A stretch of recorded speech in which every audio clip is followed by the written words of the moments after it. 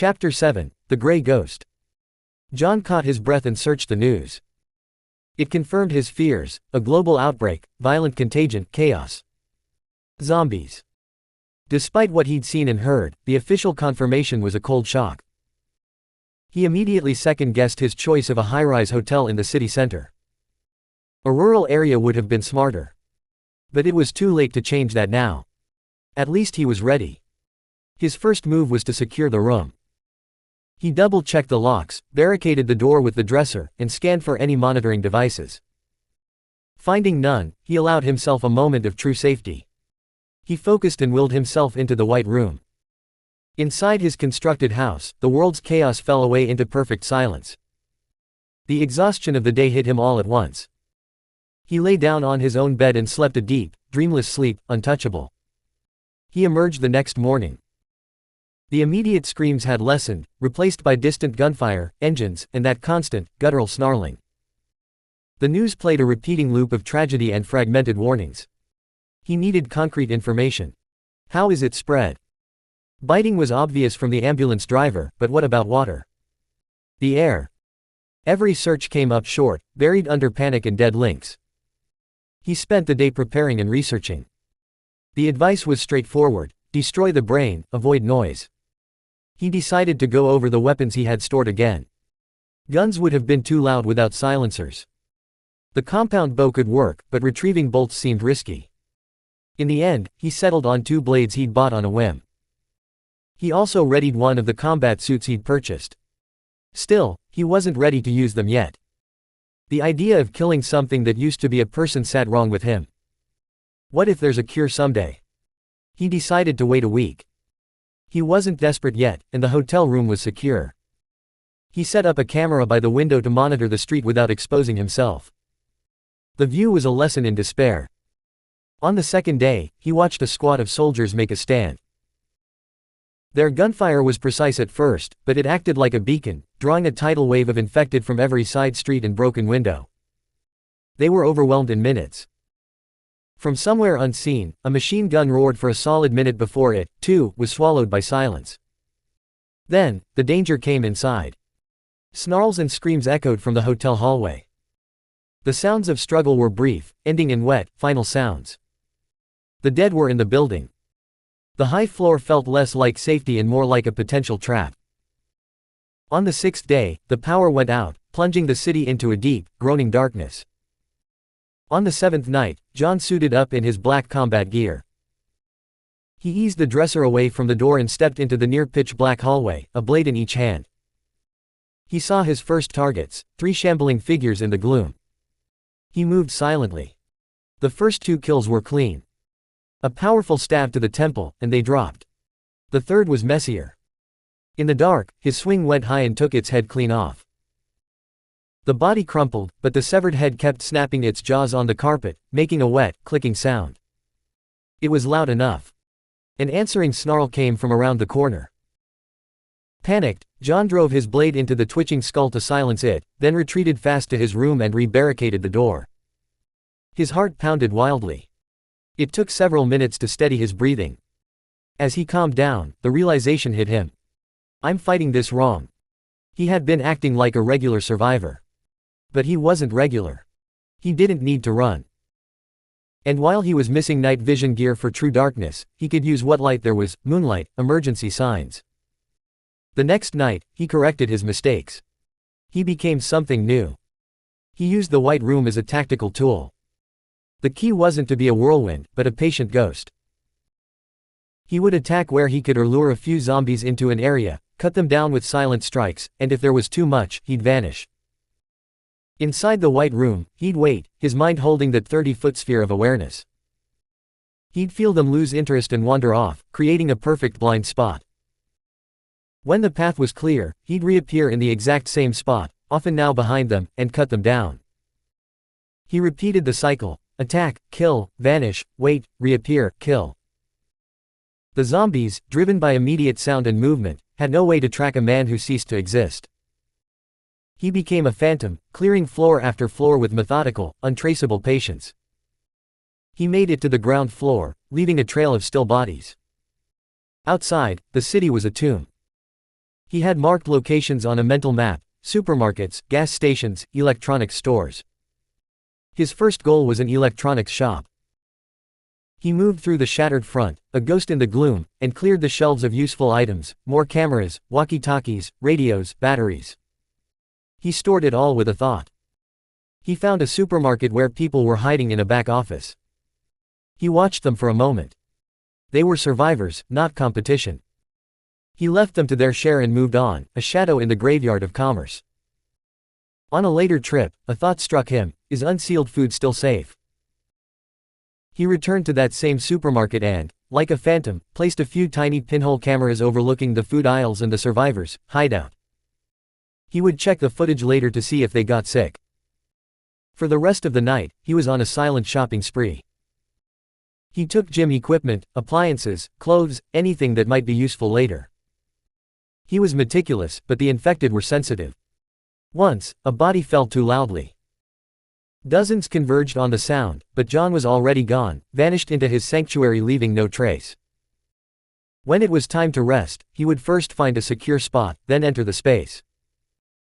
He developed a rhythm: travel and scavenge by night, rest and organize in the White Room by day. He found gasoline tankers and stored them. He cleared out an untouched hardware store of lumber and building materials. He raided a bottled water factory. The sheer number of infected in the city was staggering. He knew he had to leave. His ultimate target was a military base on the outskirts. It was a several-day journey on foot. As he traveled, he placed small, solar-powered cameras with battery backups at key points, on rooftops, bridge supports, and the occasional tree overlooking a major intersection. He configured them to record on motion detection, creating a sparse, silent surveillance network along his route. He could retrieve the footage later to see what, or who, passed by. Along the way, he passed a group of survivors holed up in a warehouse. He watched them from the darkness for an evening. They seemed organized, just trying to collect supplies. On an impulse, he cleared the nearby zombies and left a large pile of food, water, and medicine by their door. He knocked sharply, then melted back into the shadows and watched from a distance as they opened the door, stared in shock, and hurriedly dragged the supplies inside. He moved on before dawn. When he was a day away from the base, the sky changed. Thick, ominous clouds gathered, tinged a sickly red. They felt wrong. John picked up his pace, a new urgency in his steps. The military base was a graveyard of high-end tools.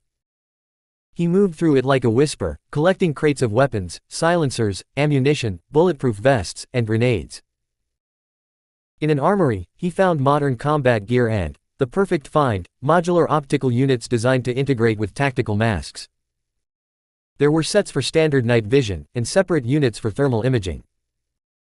He took them all, along with rangefinders, advanced binoculars, and other specialized equipment. On the tarmac, surrounded by silent hulks, a wild thought took hold. Why not? He placed his hands on a tank, then a helicopter, things he had no idea how to operate, and 2 rugged, armored military trucks he could probably drive. He sent them all into the vastness of the White Room. The space, for now, was there. His space was now utterly crammed, leaving little room to move around. He spent the next few days inside it, reorganizing the mountainous piles of supplies with his mind to create pathways. He modified his combat gear, integrating the optical units into the eyepieces of his suit. It wasn't too difficult. The suit's mask seemed almost pre-configured to receive such upgrades.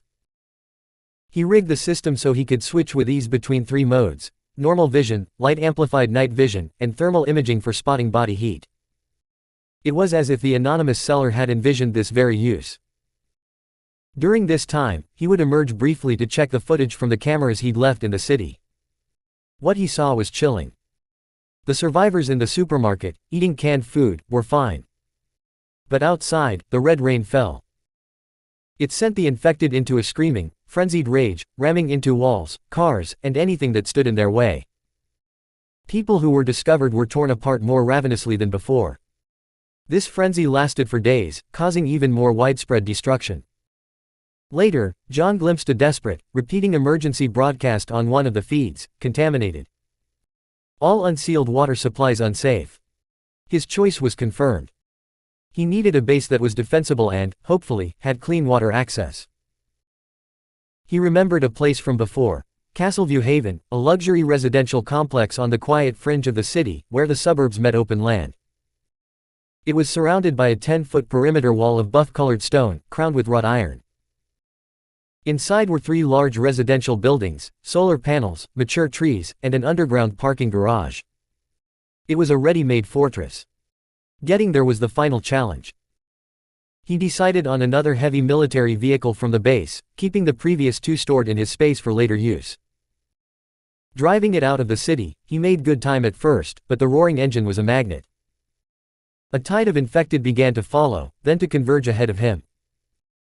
A lot came straight at the vehicle, but he ran them over, the heavy truck barely shuddering with the impacts. John managed to gain some good distance, traveling several miles like this. But eventually, the roads were choked by abandoned cars and the sheer press of bodies. He was trapped in a metal box, surrounded by hundreds of them. For a moment, a wild impulse took him. He wanted to burst out, guns blazing. But it was suicide if the terrain didn't favor him. Even in his suit, which could likely withstand a few bites, he'd be doomed if they swarmed him from a blind spot and dragged him down. He also considered just stopping and vanishing into the White Room, but his exit point would be fixed right here, in the middle of this seething horde.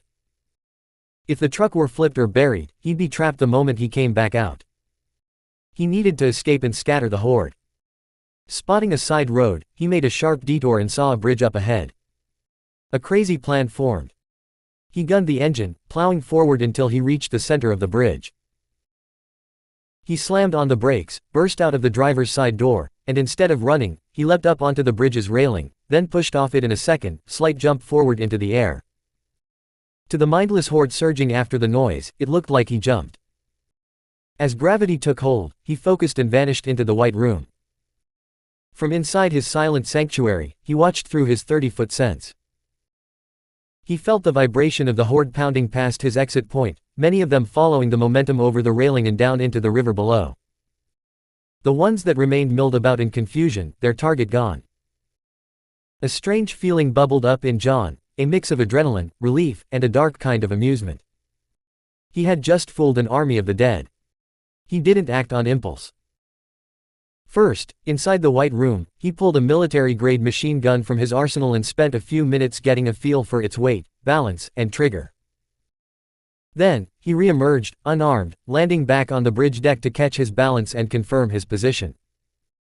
Now back in the mix of the remaining, confused crowd, he didn't bother with stealth. He willed the machine gun into his hands and opened fire, striking down everything around him. He followed it with a few grenades tossed into the densest packs. The remaining zombies on the bridge were obliterated. The silence that followed was deafening. He stood amid the carnage, the sun setting behind the smoking city. The world was gone, but he was still here. He switched back to his blades and moved on, a shadow once more, cutting down any zombie along his path. With his new night vision granting him perfect clarity in the dark, he moved better than ever, covering the final miles to Castleview Haven with grim efficiency. He arrived in the early hours of the morning. The complex was as he had thought from the maps and advertisements, a walled island of preserved, silent luxury. He didn't enter directly. First, he decided to recover his energy. He secured a small shed just outside the main community gate, made sure it was sealed, and entered the White Room to eat and rest. When he emerged, it was time to claim his kingdom. He entered through the main gate, which had been left cracked open. The grounds were littered with signs of panic and death. He drew his blades in, first things first, secured the heavy gates from the inside, locking himself in and any external threats out. Only then did he get to work. He cleared the courtyard, the pool area, the gardens. Then began the grim, room-by-room clearance of the 3 large residential buildings and the smaller clubhouse and maintenance structures. Not everyone was turned. Some were just corpses, having chosen a quieter end. There were also traces of a hurried, partial evacuation, overturned suitcases, abandoned keys. It took over a week of methodical, grim work to clear every room and corridor of the community. When it was done, he piled the bodies into a found truck, drove them a mile away, and burned them. The column of black smoke felt like a funeral pyre for the old world. Standing alone in the central courtyard of Castleview Haven, John finally stopped. The walls were high, the gates were strong, and the grounds were finally clear. It was a stark, empty canvas, but it was his. He had done more than just survive. He had secured a fortress. He had a base.